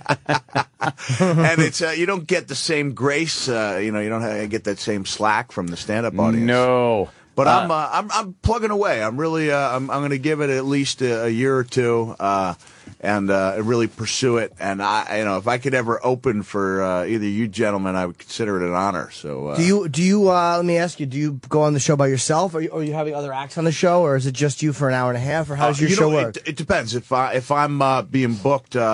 Like in Plattsburgh, New York, they'll find a local comic to open up, and then I'll go on and I'll do it for a while. If it's a wrestling audience, then I can I'm trying to find out like how can you go out there and please everybody and not essentially be Mick Jagger on a solo tour refusing to play Stone songs. Right, yeah. So I try to find wrestling stories as a jumping off point. And then try to make it so that anybody can enjoy it, but so that wrestling fans don't feel like I'm excluding them. Like you've totally given up on that and won't even acknowledge your I tried that in wrestling career. 2003 when I had my first novel. I was like, I'm a writer now. And one person came to my book signing who was not a wrestling fan, like the entire tour. One person. And I asked her, like, oh, what do you think about wrestling? And she was like, I don't watch wrestling. I said, well, why are you here? I think you're a wonderful writer. Well, like, whoa, damn. So we're talking. And then he choked her out. I've got to get back in the good graces of WWE just so they can put my appearances on their website, because that drives like 90% of the audience, right? Oh, yeah. Do you host the shows, Mick? Do you go on first and host? I've never hosted. I would like to. I mean, I'm open to doing anything. Last night when I was tagging along with Judah, I was doing the 5-minute sets, which are hard for me because my stuff, it's not bing, bang, boom. It's kind of storytelling. But by the time I did my fourth club, I was like, okay, I get this. You kind of have to get into it and out of it fairly quickly. But guys would tell me when I was rambling on for an hour that, you need to whittle this stuff down in case you get the call for, if a TV show comes up, you can't go out there with these long meandering stories. And then we hit 2001 when I then No, when you're telling a story and you got to do that. So then, I learned the curse word, and I haven't done this. Is as soon as a comic goes, anyway, they have no idea what they're doing. Just bombed. Yeah, exactly. So what else is going on? That's another one. Shit is crazy. That's the black version of the white. So what else is going on? Shit is crazy. And Adam Ferrara said, never go up there and say, I know what you're thinking. Like, that's... a heavy guy goes up there. I know what you're thinking. I know what you're thinking. I like to eat. Okay. That does. Well, you should just say something that they're not thinking. That's always like, I know what you're thinking. Suicide bombings are funny. What? No, we're not. Wait a minute. You really throw them for a loop. I didn't think that for a second. Dude, everybody in the 90s that I opened for seemed to have that. When I used to do all those gigs, they go, I know what you're thinking. Oh, God, yeah. I did it. Yeah. When did Jimmy Carter open a fruit stand? What? That's good, though. That's good stuff. I don't even know what the fuck. There was always like you looked like two people. Yeah. For me, it was Sinead O'Connor and Doogie Howser. I started like in 1990. I would say that, and then Sinead O'Connor and Uncle Fester. Hell? I don't know if I ever did On Crack or On Hell. I don't think I ever did those. On Crack. I don't know if On Crack or From Hell. Yeah. I don't think I've ever done those. You shouldn't. No. You shouldn't do those. And last time I was Unless I said I fucked a pregnant woman who was on crack, because that was true. That makes sense. Well, that's funny. Sorry, got it. You mentioned off air that you had actually done a cruise. You'd done Shane McMahon's like his engagement bachelor party. Yeah, me and Bob Levy. And you said you bombed that day. It wasn't good. It was. I got a couple of laughs, but it was a very intimate setting. Vince was there. Obviously, Shane, his friends. And it was a very small boat ride. Pat Patterson, I think, and I just because what we were saying earlier. Shane didn't want to answer if he masturbated, but again, he was a younger guy then. He was with his friends, and they didn't know me. It was like if I was a known comic at that point, maybe. But I wish I had saved the shirt because they gave me a shirt that said SS Shane McMahon Bachelor Party. Remember when you asked me what wrestling memorabilia I wanted? That shirt would have been. That shirt was like, I had it from Shane McMahon's back, and I threw it out. Patterson. With my rock shirts, 10, 11 years ago, because I just didn't. I should have saved that one. Yeah. I remember Pat Patterson beat Ted DiBiase for the Intercontinental Championship. He took a pair of brass knuckles out of his tights. That's the way Pat did things. I should have checked for and that. I was flipping out. How did you not see it? They totally had me. You would want that, Sam? The Shane McMahon Bachelor Party T-shirt? Yeah. SS Shane. It's ungettable. Yeah. What, are you going to find it on eBay? I wonder how much those are worth. Maybe. Nobody has it. Except for the people who went to his bachelor party, and nobody's selling it. There weren't wrestling fans at his bachelor party. No, just this is your Franklin Mint side. Sam will remember. Remember when Shane wrestled Steve Blackman? Yeah. And he took that gigantic fall. Like they had a place. Two things of the screens, the SummerSlam screens? Yeah, he was like 40 feet up in the air. And, they had a place for him to land, but it took a lot. That kid's got some guts. It was huge, yeah. He got some guts. And one of the perks when I was in good graces with WWE is that I would go, like once the show started, I would go into Vince's office and take like whatever steaks they had left over. He was a guy who liked the best of everything. So it was a really good filet. It was usually a good filet. Sometimes it'd be a great chicken breast. But if it was Chinese food, it'd be the best Chinese food. For his office. And it was understood. And when I went back there after I'd almost gone to TNA the first time, like I knew the relationship was strained because I didn't feel like I had that. I didn't have that power anymore to go leftovers. We take his shit without with impunity. Yeah. But on that day where Shane took the big fall, I went into the office and Linda McMahon was in there and she was sobbing uncontrollably because she just seen her son fall 40 feet. Oh, and even though he was okay, it was still quite a trip. And she was sobbing uncontrollably. And the thing to do would have been to say, "It's okay, Linda," and then leave. And I said, "I'll only be a minute." And I went about preparing my plate. Jesus. While Senator McMahon sobbed uncontrollably. Are you still being cautious with the finances, I hope? Am I being cautious? Yeah. Yeah, I'm still cautious. Yeah. My kids can't see it, My kids, they take great issue to the fact that I make them drive around in the 2002 Chevy Venture. Oh man, I love it. The older and uglier it gets, the prouder I become. Really? Oh, I just beam with pride. Not into anything new and shiny. You know why? Because now I rent cars frequently. Now when I'm on the Emerald Isle and I see an Impala, it's like, oh boy. And if it's got leather interior, like I might as well be in a Maserati. It's just a thing of beauty. Yeah. It's not like you didn't pilfer or you didn't. Piss your money away. You have the means. Do you ever treat yourself to something? What's the last luxury item you got yourself? You know what? I think I mentioned this like a year ago when I was on the show. I got a car stereo. I did. Yeah. What year is this? This is about a year ago. I got a blow car. Who you hang out with Huggy Bear? What year is it? Super tuner. I got the amplifier under the seat. Yeah. So you were still flight coach? Pick? Wow. I'm amazed that Mick will fly coach. Well, you know what? When I fly WWE always had me in first. I'd wrestled for 14, 15 years when I first got an F on my fare. I had no idea what it was. I'd seen Y fares and B fares and C fares and Z fares, and I went up to one of the guys like, "What the hell is an F fare?" They said, "It's first class." And I said, "Well, what kind of mistake? There's been a mistake." No, you're the world champion. The world champion always flies in first. And then I lost that title like 3 weeks later, and the F still came up, and I didn't say anything.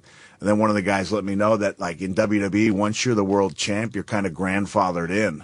Oh, wow. So, Hey. I got used to it, and then, when I went over to the other place, like, my manager made sure that was one of the things. Yeah. Like, it's more the gesture of respect, Yeah, than It also makes the company look better. It really is on a high profile company like that. If you're the champion and you're sitting in fucking 37D, it looks ridiculous. And there's nothing worse going from first back to coach.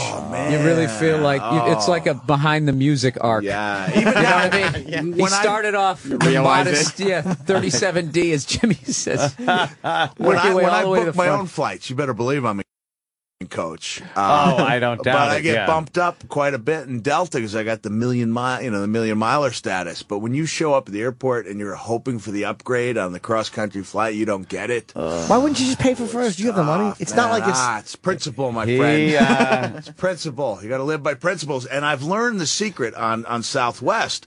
Is I'll try to get on and get that exit row, and then if I see a heavy person coming from that middle seat, I reach for the air sickness bag and start breathing heavily, and it works like a charm. Oh, they don't want it. That is a good one. Wow.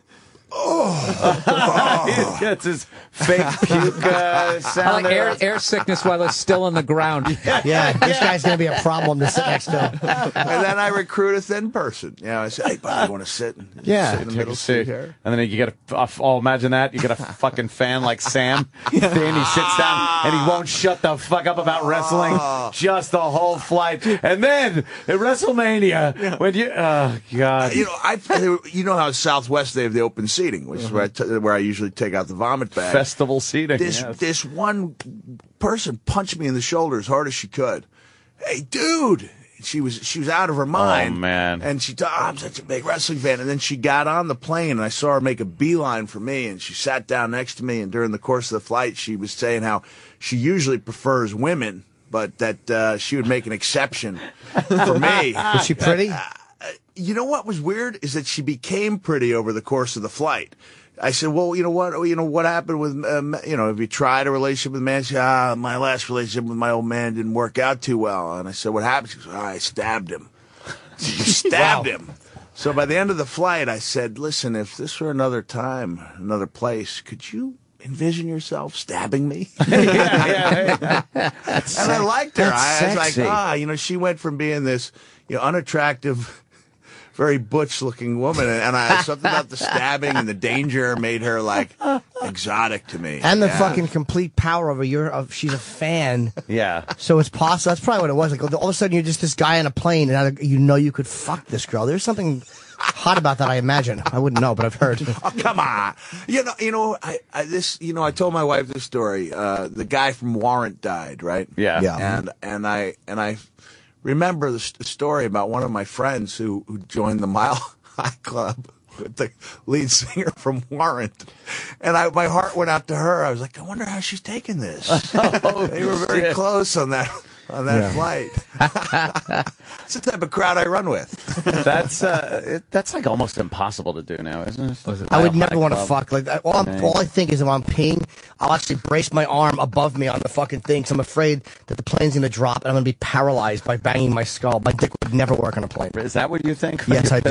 Yes, Who I would do. want to fuck in a public bathroom? Wow. Like the airline. Well, that's just it. The public bathroom. The only time Jimmy's like, I believe the only time the Mile High Some Club people thing with works, lemons. I think, is if you're flying private and you have a fold down bed thing. It's for the wealthy. You're not in fucking coach on Frontier Airlines joining the Mile High. That'd be interesting to wonder how much harder it is to get away after 9/11, or just how many hand jobs are on a daily basis. Does a hand job count? I don't think a hand job counts as Mile High. Post 9/11, when there's no more blankets and anything you ask, can I have more peanuts? Why are you being hostile? And then everybody's looking for any weird movement that another passenger is making. A repetitious movement under a blanket means you're putting together a bomb from a sense of feel. Like you've practiced it. No, just getting a hand job. No, I had a thought. My friend Mark told me years ago he was flying. His friend was a pilot. They flew smaller planes, and he said he got blown on the plane. And he goes, as he was about to blow his load, I think he told it, and the guy fucking just like went dove? Dove a little bit. He fucking blew a load in a girl's mouth while the fucking plane was diving. He said it was amazing. Coming while your stomach's dropping. Yeah. Yeah, I can't picture that It's got to either. be a little odd, Yeah, that's a weird way to get fucking blown. Yeah, maybe they probably force it out a little more. I don't know. It's an odd thing.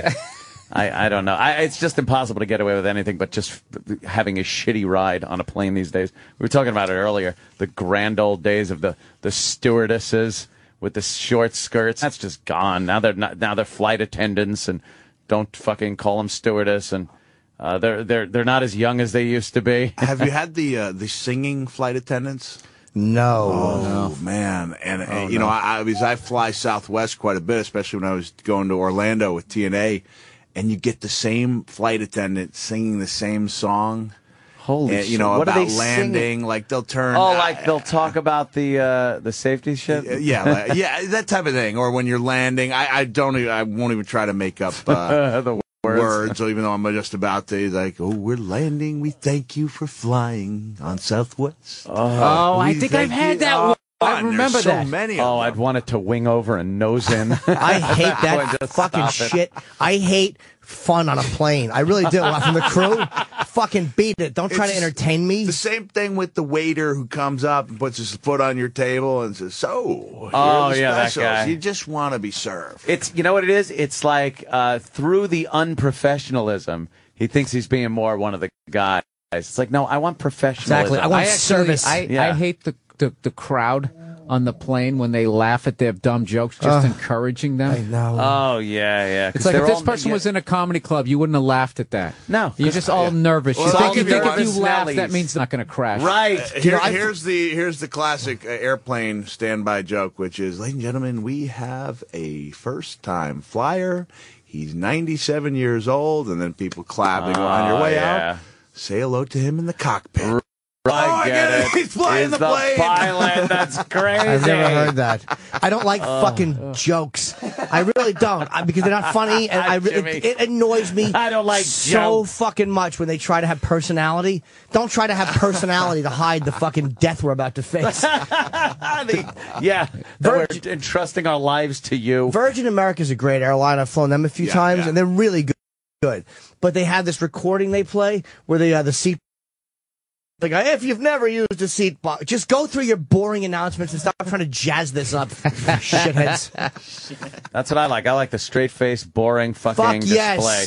Yes. She's just up there clicking the belt, the mask, put it on. Yeah, okay. You know what's so fun? I fly like so that much. shit. Just talking about this is depressing me. It that on Monday I have to fly from here, Newark, all the way back out to L.A. That's a long. What airline? I go American. Yeah. Coach? You know, First Coach, Never. absolutely. I'm all the way in the back. Are you Coach? Yeah, I swear to God. You know, I've flown so much. I'm sure you can do this shit where you can fall asleep for a couple hours and look out the window and pretty much guess within 3 states where you're Where at. you are? Oh, yeah, sure. Yeah. You know the pattern where they're going to fly. Sometimes they go up into Canada. Most of the times they look down, can pick out the Great Lakes. I've actually gone and looked at ballparks and been like, that's got to be Cleveland. Where is it? There it is. There it is. There's the Jake. And right on the water is the Hall of Fame, Rock and Roll Hall of Fame with the Cleveland Browns. Yeah. Oh, it's Virgin awful. Atlantic, they got the super economy, and it's a good deal. I wouldn't know. man. As far as I'm concerned, if it wasn't for the wings, the back of the plane could fall off. I sat there for fucking the first 18 years of my career. I wouldn't care if literally if Zyklon B was dropped in the back of the plane. I should have quit one Do you joke. always fly first? I won't say always. No, shorter flights I won't. Like, Chicago, I won't spend that kind of money, or fucking Florida. Anything over 3 hours, I make myself do it. Because it's like, I used to dread flying so much, and it became such an important part of my career. And now the gigs give you a partial buyout on the fucking flights. $300 towards that $4,000 ticket. I make myself do it. It's a write-off. Well, Tax write-off. when I had the last book out, they only had the money for the U.S. tour, but yet I would look and I would see that I was flying from Orlando, or I was flying from Kentucky to West Virginia via Atlanta when it was actually a 130 mile drive, and I would say, can I just drive this, and save you guys $500 or $600? But when it came to the budget, they said, no, we can't send you, we don't have the money to go to Canada. So I got a ticket for $120 round trip. Flew myself to England so I could do 3 dates in England because, I go out, I've failed a lot, but I like to know if I fail, it's not for lack of trying. I don't want to be a guy sitting on the couch going, if I would have tried a little harder. You had a $120 ticket to England? No, 120 to Toronto and back. Okay. The UK, they get those super economies, which I would insist on. Like, I'm going out there, I'm doing 4 comedy shows in the UK in November, and I told the guy, okay, we don't know how this is going to go, even though tickets, man, they're really, we sold all but 12 tickets in one day at the Leicester Square Theatre in London, so I'm pumped, I'm awesome. pumped about going there. But on the way back from my, self-paid UK tour, I saw that I could save money by ditching my super economy ticket and only pay like 40 extra bucks for the for the exit row. But it's a 747. The exit row was right in the middle of the plane, right next to the 6 toilets. So that every person on the plane who has to take a dump had to pass right by me. Literally, it was the worst 7 hours. Oh, shit. I would rather go through hell in a cell again than sit in that seat. Bad. It was just like, and I was also the perpetual extra row line where there's no, 6, 7 people. Yeah. It opens up. And then the reek that you just, But Mick, here's every the thing. time the door opens, it just stinks. If you have a family and you're flying your family, that's Right. one thing. I understand it gets to be expensive, but it's a write-off. It's almost like when you're flying for work legitimately, and I only fly for work, it legitimately is a work expense, so you can write it off. So it's like, it's not. Yeah, but it's only the tax on that money. So No, I know, but is, I mean, it is something like I'm 43. I'm not fucking 18 and just wildly spending money. I'm fucking 43 years old, he's and I'm convincing tired me. of it. I'm going to start doing it. Dude, But that's you the know- best part about traveling with Jim when we go to Comic-Con and stuff is we're hanging out together the whole time except we're boarding the plane and he goes, all right, Sam, see ya. Later. See you when the plane lands. One of the classic And he's relationship sitting right up You front. get on the plane, See you Jim, later, has a Sam. mud mask with the cucumbers yeah. on But I his flew eyes. coach for many years. Yeah. I fucking flew. I sweated the upgrades. I would call every fucking time for the upgrades. Believe me, I sat in the back for most of my life. So it's like, I don't even call for the upgrades. No? now it's automatic. I don't Now, even give a can fuck. I You're ask just like, you- fuck it, just get me point A to point B. And this is specifically for Norton, because I think we're in the same boat here. There's this little part, you can agree or disagree, of me that really enjoys seeing how uncomfortable other first-class passengers get when they see they've got me next to them. Like, I'm like one of the guys they're specifically trying to avoid by going to first class. Oh, you mean by the way you dress or And something? by the way, Dress is just looking at me like, this is the type of person I was hoping not to sit next to in coach. That's why He I'm definitely got upgraded. to this day, one of the biggest compliments of my career is when I was upgraded to bit on the way back from Japan, where I'd had that death match.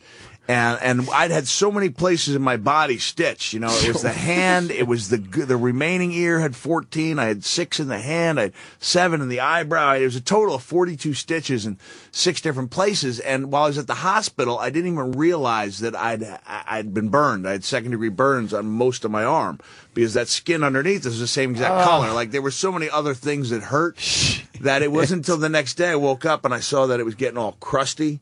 And it was turning, and it was like Your brownish. flesh, you mean? Yeah, and because I'd had the stitches, I wasn't allowed to take the shower, and so I had just blood caked in my hair. I got the big patch on the eye. I mean, I love my eye was all swollen up from where it had been punched. I mean, I could not possibly look worse. And the lady in business sitting next to me, I mean, she looked like she needed that air sickness bag for real. And she got up to use the restroom. Like an hour later, I'm like, man, this is one long dump this lady's taking.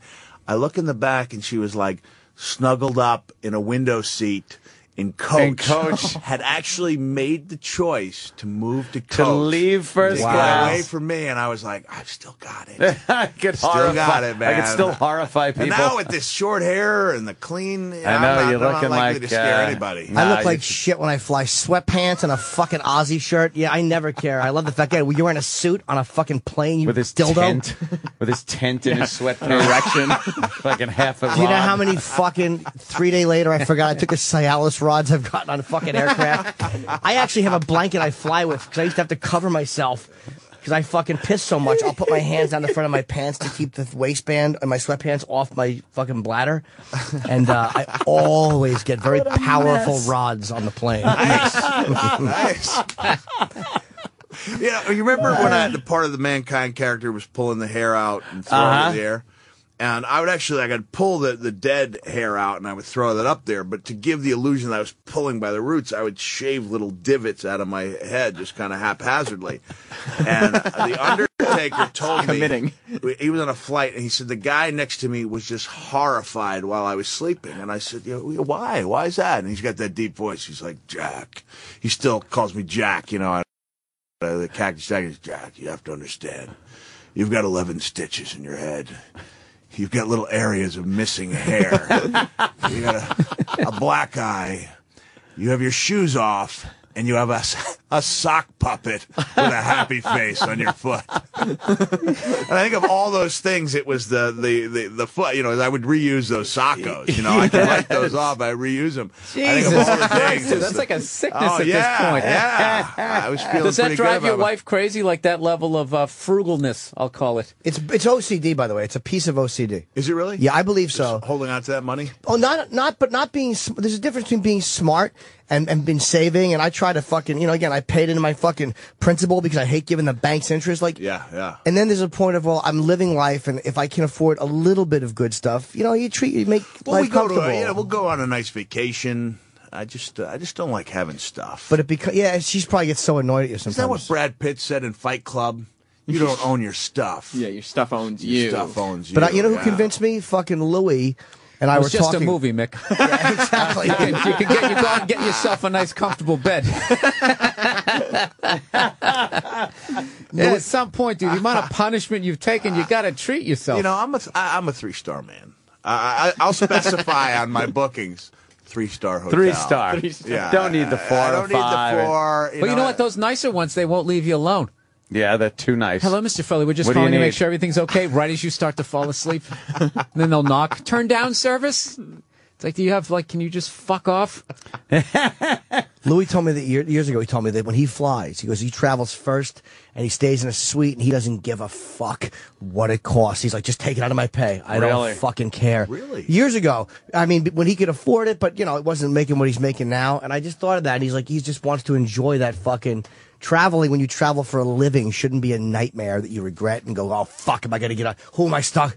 It should be like a comfortable part of it because then you don't hate it as much. Give me an Impala and a 3-star, and I'm pretty Like, good. look, if you're cool and you're comfortable, that's all that matters. I was on a book tour in 2003, and the book tour, right? This is author talk here, so you might want to tune out. Let me see who's written You don't books get here. paid because you're promoting a project, Right. but they put you up in great hotels, take care of the food and everything. And after 3 weeks, my publicist called up and she said, "We're concerned that you're not eating." And I said, "No, I eat." She said, "We haven't seen a single charge." I said, "Well, I go across the street to the deli, or I get a protein bar, or I go fast food." She said, "We pay for this." And I said, "Listen, no disrespect, but I broke in a certain way, and I just can't pay $50 for scrambled eggs, no matter who's covering it. I can't do it, man." You've said that before. That's a fucking OCD thing.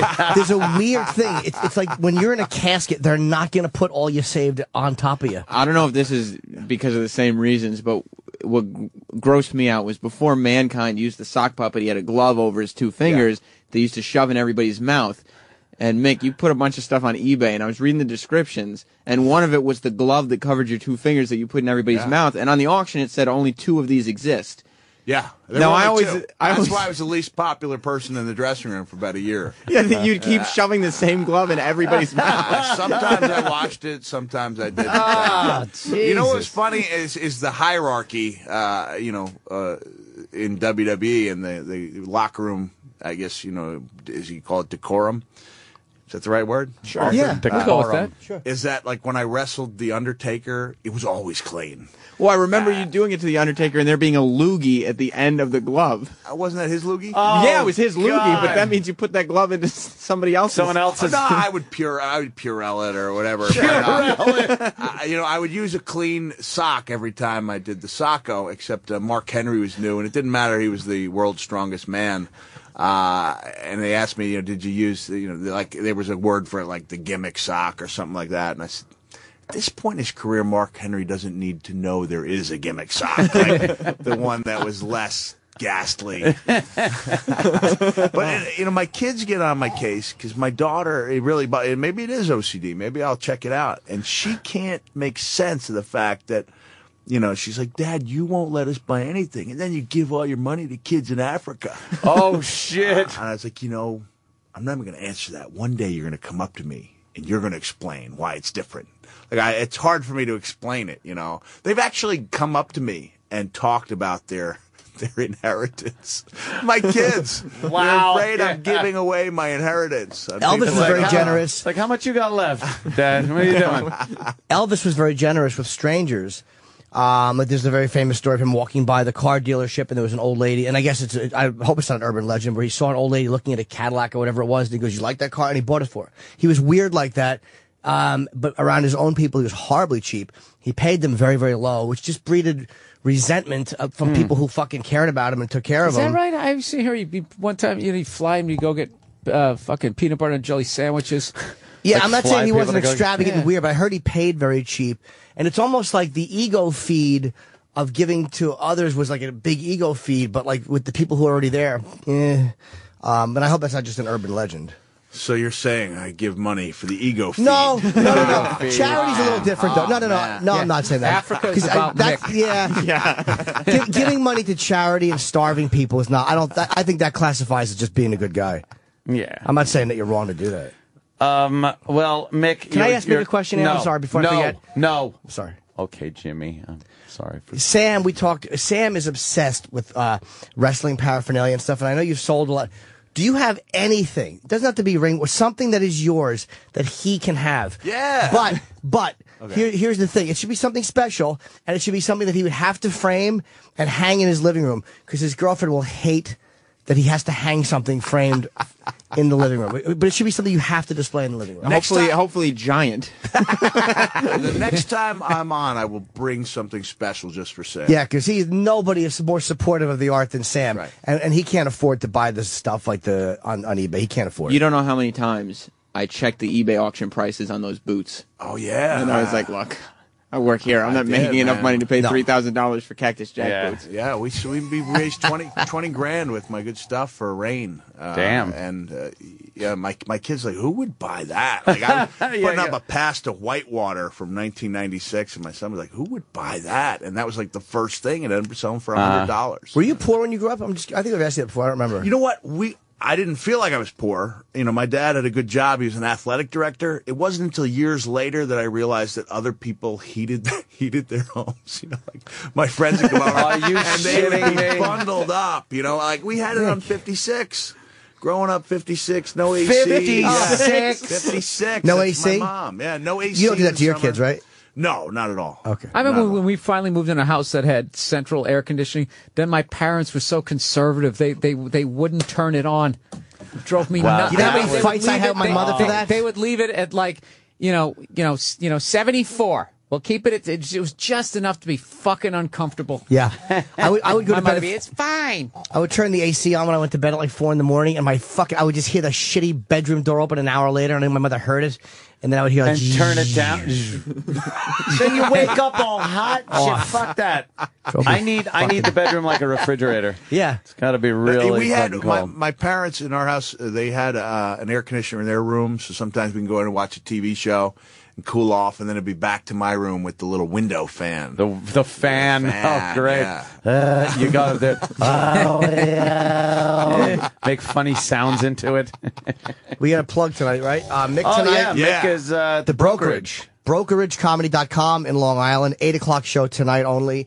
Bill, of course, Stress Factory tomorrow through Sunday. Those shows will sell out, so call for tickets. 732-545-4242 and Carnegie Hall in November. November 11th. So, yeah, so if you can't see Bill this weekend. Carnegie Hall? Yep. It's one of the satellite ones. It's up in, I'm playing Carnegie up in Albany.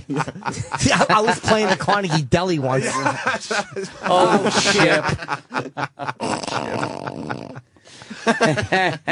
Carnegie Hall? Yeah, that's pretty fucking huge, man. Yeah. Yeah, that is a biggie. See that? That's And you gonna can be still nice. dress like this. I know. That is Like, right there. look at him. It's right there. All right, Jimmy, anything else as far as a plug goes, or anything you want to say? Get out, because love a blowjob. Like 10 after. Right, we'll work on that. If after you want to stick the show. around for the after show. Ugh. Oh, I mean, yeah, the after show. You know, Mick's been invited to stick around for the after show. Why would he? It's a good show. I'm sticking around for a little while, then I have to enroll my kids in school. I guess that's it. And I've got to go somewhere to do something with someone. How long are you in town for? I fly out tomorrow. I'm flying to Bangor, Maine, and driving to New Brunswick, St. John, New Brunswick. And this is a deal where the guy could have, I could have glass, and instead I booked a $579 round trip because I like to drive, man. I like that. It's about 5 hours from Bangor to New Brunswick. And you just I'll get in an Impala, play some tunes, a little Tori Amos to get You're me going to get going. a Chevy Impala commercial out of this. I know, really. A little Tori Amos to get you going? Oh, yeah, man. Yeah, anytime I Is that why you drive? Because you want to stop over at the rest areas? Wink, wink. Nick, I'm disappointed. I play some sort of fairy tale, like when I'm in a really good mood on the road. It gets me going, Wow. You are an eclectic guy. It's a very, all the wrestlers we've mixed them one I find most interesting. Yeah. All the wrestlers. There we go, Sammy. He's hearing it. Oh, yeah. Look at this. Oh, yeah. Now all we need is an Impala and a long road. Yeah, and some estrogen. Sing it, Tori. Well, let's leave you with this then. As long as E-Rock wants to keep playing it. And thank you, of course, Mick and Bill. Always a pleasure, as they say. Nice to be here. And Thanks for just having me. want you guys to vouch for me. Not a single orgasm on my No, leg you this clean time today. around. Yeah. All clean. Just Don't keep have the to. porn stars out of. Well, it's the things I can rationalize. yeah, we'll on keep this you. We'll show. try to keep you out of trouble. No, All right, I want to thank see Mick get divorced just to watch him go through the process of watching her get all the money. Oh man! That would be my great. Frugality to just get taken like that. Oh, that would be horrible. She would buy a big house and all kinds of expensive things. He get the lowest, he get the cheapest lawyer in the fucking phone book. I'd represent myself. Yes, I'm going to be Yeah. representing myself. A fool for a client. Yeah.